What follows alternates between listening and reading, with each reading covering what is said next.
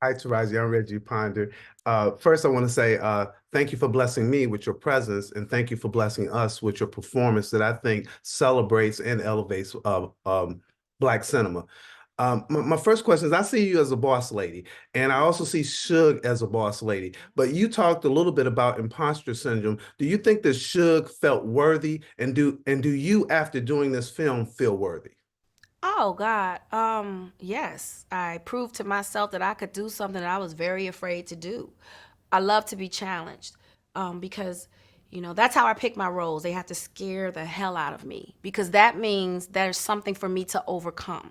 And if I overcome it, I will be transformed. And if I'm transformed, the audience has no choice but to transform. So that is how I pick my roles. And certainly Suge Avery was one of those daunting roles because I've sing but I don't sing every day, you know? So it's something that I had to work really, really hard to do. I started training with my musical coach, my vocal coach here in LA a month before I even got down to Atlanta because I wanted to get in the studio and I wanted to be ready. Wow. I didn't want to waste time in the studio. Well, that's it. It showed, by the way. Thank you. But, there's a lot of talk about, us doing films that show Black trauma, and so while it's there in this movie, there's also Black joy. Can you speak to that?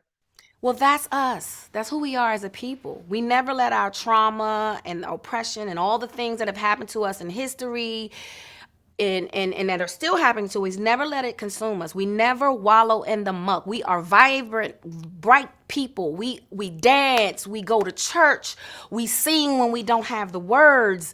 That's just who we are. It's our culture. We have forgiveness and redemption in our heart, forgiving our oppressors time and time again. We just want to live. We just want to live, And, happily. and in talking about living, you also talk about the sister circle, how Yes. important that sister circle is. Can you talk about the sister circle as it relates to some of the people who we don't see on screen? Oh goodness. You mean all the people behind the scenes like Yeah. Fatima Robinson and her brilliant choreography. I mean anybody who worked on it from behind the scenes, we moved like a family. It was literally like how you see us out in the streets promoting this and there's so much love and laughter. That's exactly how it was on set. In between scenes, we laughed, we danced, we sang, sometimes we had church. It was very much like that. It was a very bright, even in those moments where we had to deal with that dark trauma, we would come out of it with a joke or a song or something to lift us back up because that's who we are as a people anyway.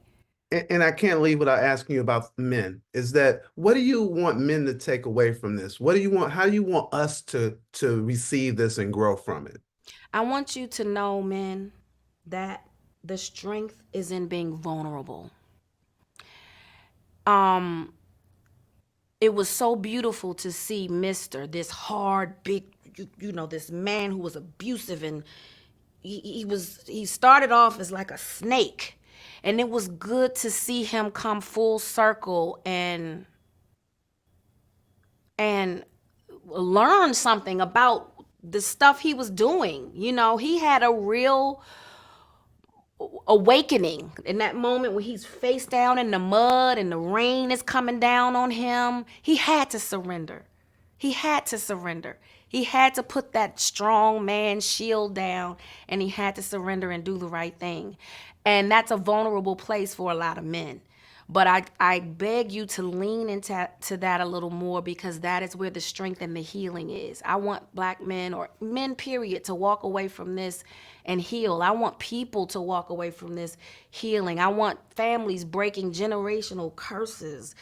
I want people to heal. That is my mission in life. That's why I started the Boris Lawrence Henson Foundation for mental wellness in the black and brown community.